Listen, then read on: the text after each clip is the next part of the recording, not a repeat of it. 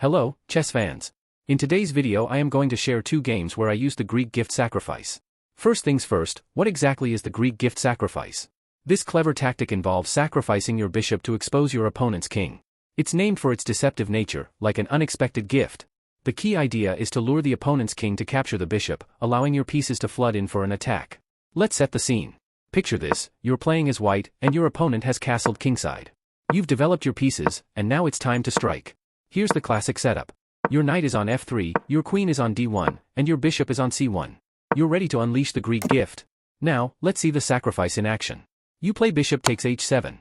If black captures with the king, this is where the fun begins. You follow up with knight to g5, delivering check. The king retreats to g8, and now your queen slides into action, threatening checkmate on h7. To provide the king an escape route, black moves the rook to e8. White responds by moving the queen to f7, delivering check and forcing the king to h8. Then, the queen slides back to h5, checking the king again, which has to move to g8. Next, the queen advances to h7 for another check, pushing the black king to f8. Finally, the queen moves to h8, delivering yet another check. The king is forced to e7, and then, with a decisive move, the queen captures the pawn on g7, delivering checkmate. Game 1 starts with e4. e5. Knight to f3. d5. E takes d5. I move my knight to f6. My opponent responds by developing their knight to c3. e4. The knight jumps to d4. I respond with c5. The knight retreats to b3. I develop my bishop to d6. My opponent brings their bishop to c4. Then, we both castle short. In this position, my two bishops, knight, and queen are all targeting the kingside, while white has only the rook positioned there. I begin the attack with bishop takes h2, delivering check.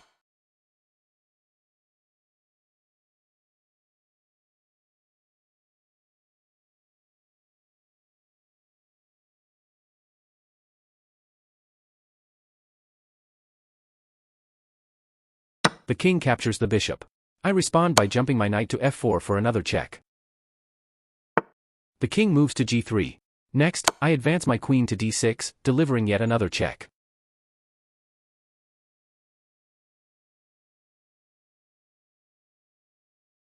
The king moves to h4.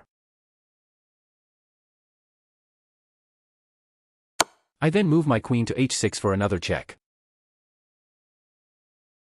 My opponent resigns, as queen to h2 is checkmate. Game 2 starts with e4. e5.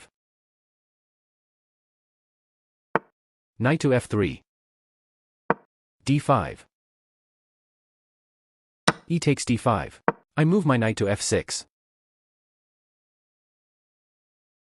My opponent develops their bishop to c4. e4. The knight jumps to d4. I respond with c5.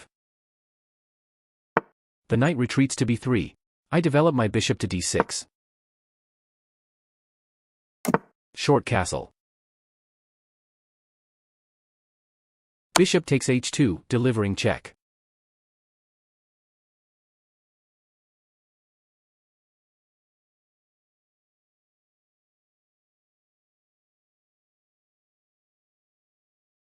The king moves to h1.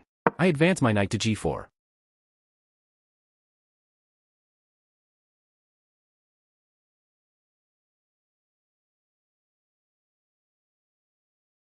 My opponent slides the rook to e1.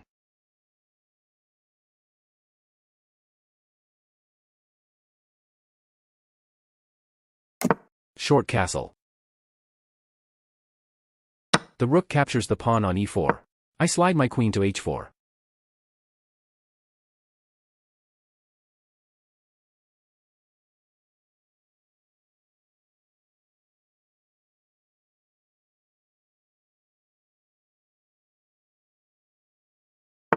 My opponent responds by moving their queen to f3.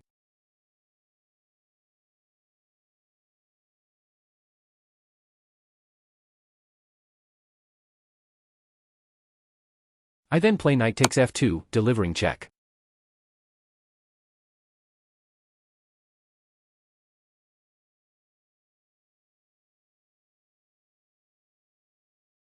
The only legal move is to sacrifice the queen, so I capture it.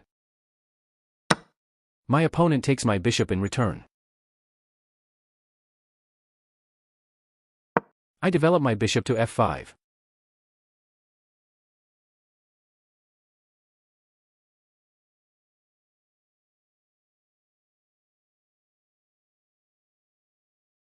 My opponent moves their rook to e2, attacking my queen. I respond by moving my queen to h4, delivering check. The king moves to g1.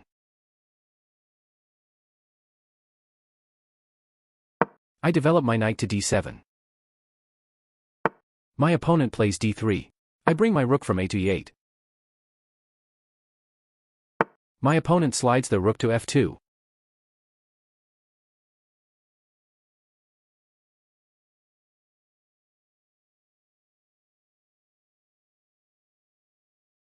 I advance my rook to e1, delivering check. My opponent blocks the check with their rook. I then move my rook from f to e8.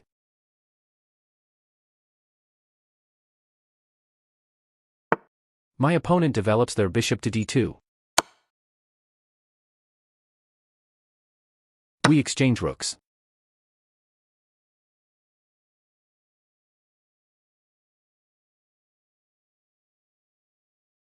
I jump my knight to e5. My opponent responds by developing their knight to c3. I move my knight to g4. The king shifts to g1. I then move my queen to h2, delivering check. The king is forced to f1, and finally, I move my queen to h1, delivering checkmate. Thank you so much for watching. We really appreciate your support. Don't forget to subscribe and tap that notification bell so you can stay updated with all our latest content.